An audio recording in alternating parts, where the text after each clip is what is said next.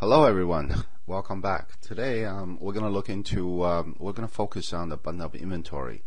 And inventory is kind of important part of this subject because inventory button can directly link your inventory to your existing website where you can control your entire inventory on display through Dealer Elite software. When you do click on inventory button, you get a default window layout like this. You can see there's a lot of fictitious cars in here. You can sort them. We built in the capability of this for you guys. You can sort them by stock number, right? So numeric values, or by year, make, alphabetical, model, trim, age of this lead, how long has it been, even status, even location, alphabetical again. Who was this car reserved by, and even client name, mileage from small to large, and price. So this makes you looking for a car a lot easier. You can always perform a search to a specific car if you know the last few digits of the VIN number or the stock number or year. Year is an interesting one because it gives you a range of years of cars you want to pull up. So let's say 2002 to 2008. Hopefully you don't have too many of those falls into this category, as you can see. And here's a couple of cars that comes up. So adding a new inventory to your system is quite simple. Click Add New Inventory button. This will bring up a pop-up button similar to adding a new lead. The first tab, vehicle, is essential vehicle information here, where you manually into the stock number, VIN number. This will automatically validate itself if it's not the right digits. Make a model, drop down menu to save you a lot of typing. Odometers, model, selling price, reconditioning, and total cost. These are the fields that's visible only to management access. At user level, they will not have these fields.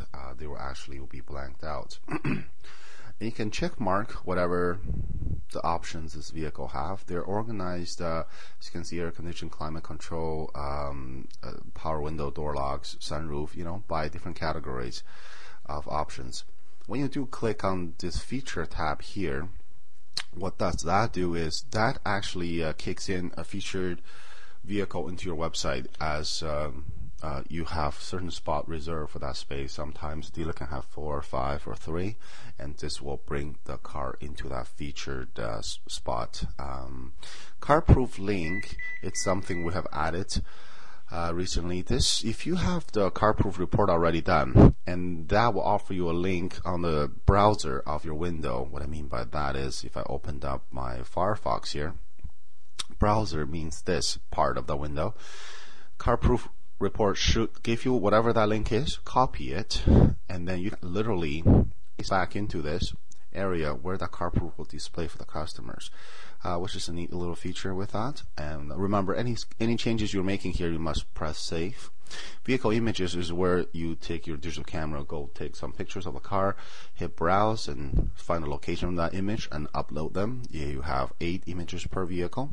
Comment section, you can write some comments and descriptions. Financing information, this is for if you want to display financing information on your website in the future. Print sticker is quite useful. This just turn your printer, hit print. All the most essential information of that particular car will come out. You can use that as window danglers, I guess, for that purpose.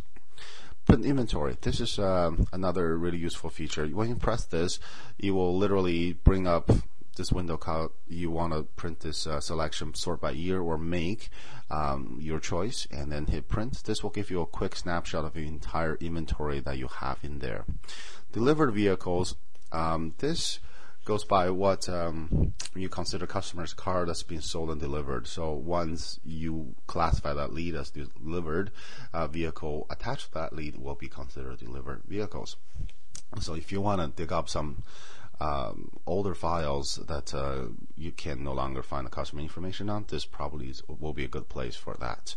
Okay, and that concludes our look into the inventory button today. Thank you.